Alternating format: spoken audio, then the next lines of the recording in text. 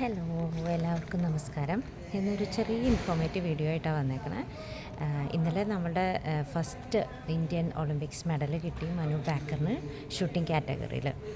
അപ്പോൾ മെഡൽ ഒളിമ്പിക്സിൻ്റെ ഇത്തവണത്തെ മെഡലിന് ഒരു ചെറിയൊരു സ്പെഷ്യാലിറ്റി ഉണ്ട്.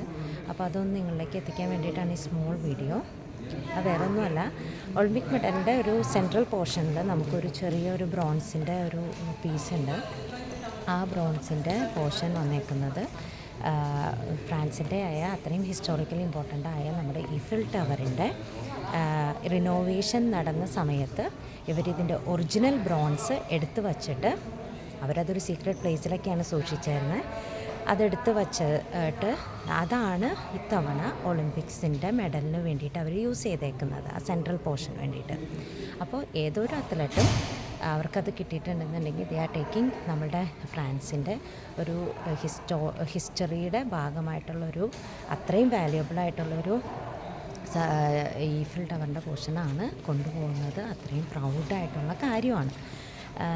അപ്പോൾ ശരിക്കും പറഞ്ഞു കഴിഞ്ഞാൽ റിനോവേഷൻ നടക്കുന്നത് 1887 മുതൽ 1889 വരെയാണ് ഇവിടെ റിനോവേഷൻ നടന്നത് ഈഫിൽ ടവറിൻ്റെ. അത് കഴിഞ്ഞിട്ടും എപ്പോഴും നടക്കുന്നുണ്ട് കേട്ടോ. ഇടയ്ക്കിടയ്ക്ക് റിനോവേഷന് വേണ്ടിയിട്ടും അതിൻ്റെ പെയിൻറ്റിങ്ങിന് വേണ്ടിയിട്ടും എല്ലാം ഒത്തിരി അവർ കീപ്പ് ചെയ്യുന്നുണ്ട്. അത്രയും പ്രഷ്യസ് ഒരു ഫ്രാൻസിൻ്റെ തന്നെ ഒരു മുഖമുദ്രയാണല്ലോ ഈഫിൽ ടവർ.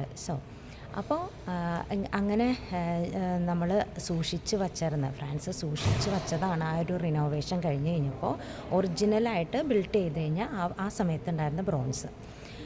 അപ്പോൾ എല്ലാ അത്ലറ്റ്സും ഭയങ്കര ലക്കിയാണ്. അവർക്ക് ഇത്രയും സ്പെഷ്യലായിട്ടുള്ളൊരു മെഡലാണ് ഇത്തവണ കിട്ടുന്നത്. അതുപോലെ തന്നെ നമ്മൾ ഇന്ത്യൻസ് ആർ വെരി പ്രൗഡ്. നമുക്ക് ഫസ്റ്റ് മെഡൽ സെക്കൻഡ് ഡേയിൽ തന്നെ കിട്ടും. അപ്പോൾ ഇത്രയേ ഉള്ളൂ ഇന്നത്തെ വീഡിയോ. Okay, by.